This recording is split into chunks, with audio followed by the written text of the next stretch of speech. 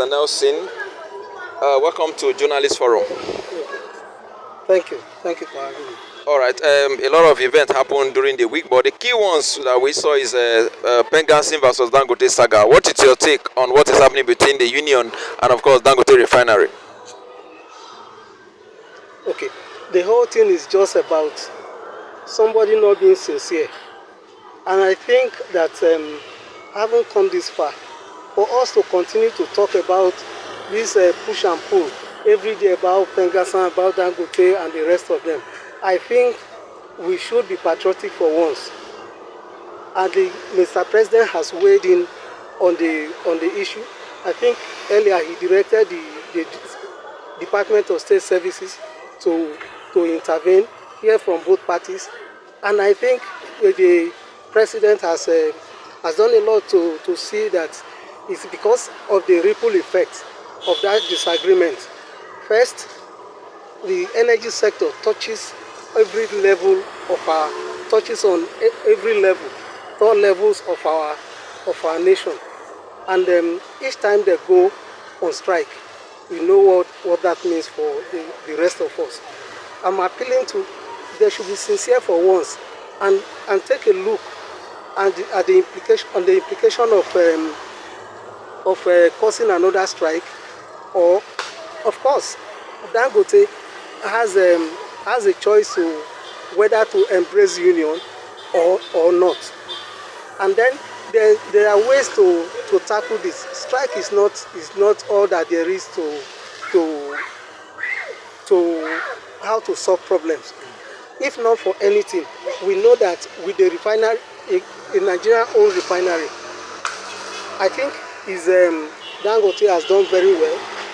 The Pengassan is most importantly, Pengassan should ensure that they give Dangote a breathing space to be able to recoup what he borrowed.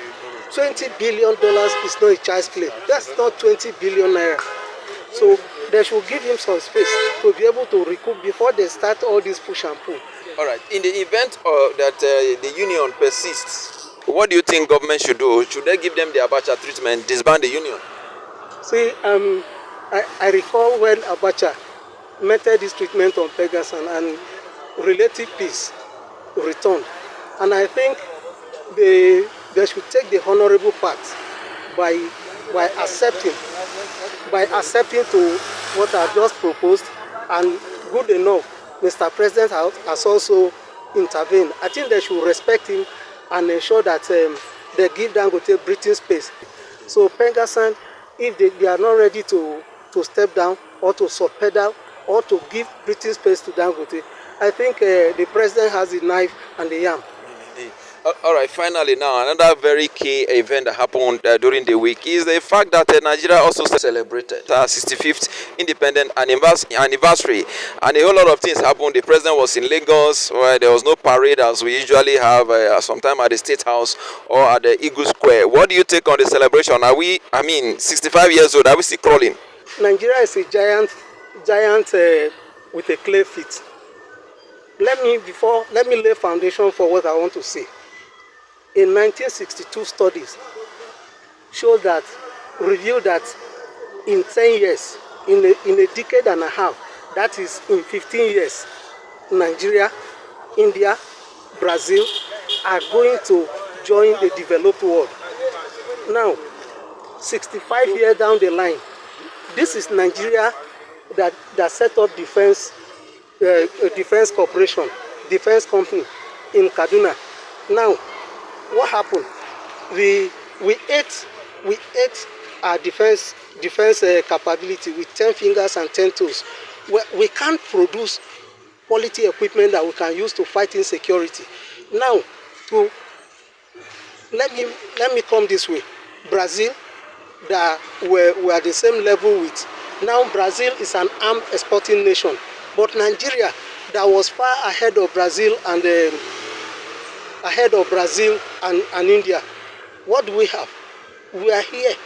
Common insurgency, we can't put it down.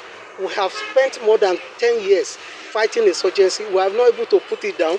We don't have equipment. Even petroleum, we took initial steps from the beginning. by establishing 4 refineries. What they have been turned to, the refineries, the government-owned refineries, has been turned to conduit pipe through which government monies are siphoned, and is really is disheartening.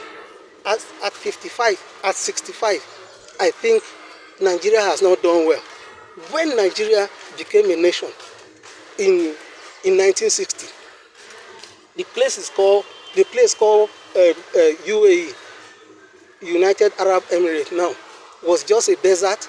Nobody knew about. In fact, nobody recognized the UAE.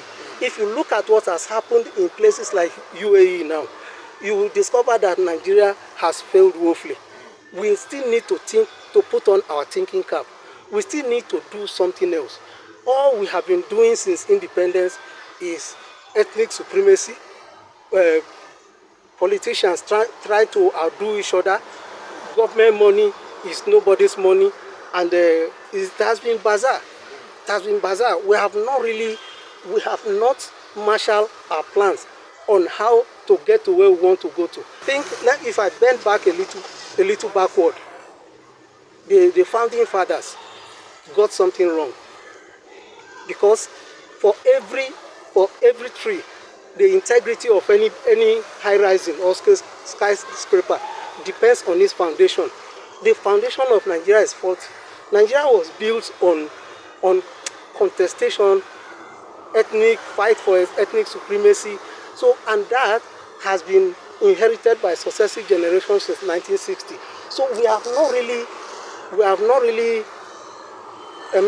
set Nigeria on the path of growth and development. So 65 years down the line, the only thing we can appreciate is the fact that we have survived civil war.